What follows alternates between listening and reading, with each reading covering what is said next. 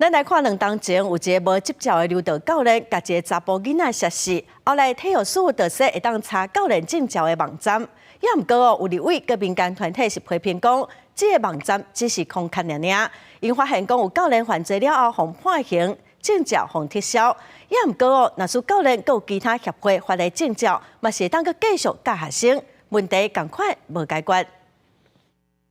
我们对于一个性侵惯犯，居然不是这些体育学会，居然不是把他停权，而是把他视为嘉宾，让他去担任总召集人。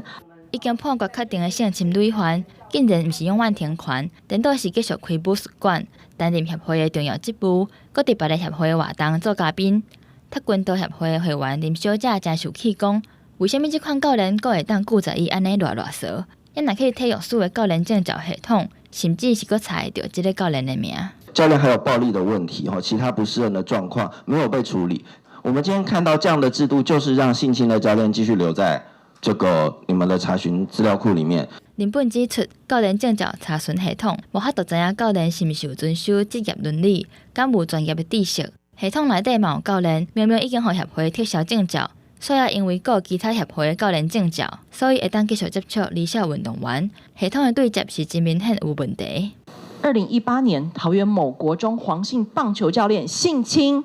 长期不当处罚而上。可是我们来看一下他的名字，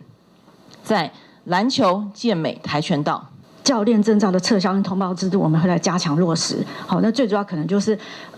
勾稽的部分，好，还有这个他们在处理的进度的部分，哈，我们可能要进一步来加强协会来，然后进一步落实。体育署强调，会请协会全面清查，嘛加强监督协会敢有处理甲通报。不过立委表示，有真侪有问题的教练，也是伫咧教育现场，就要建立真正无责任教练制度，互因无法度搁接触到囡仔。记者台北报道。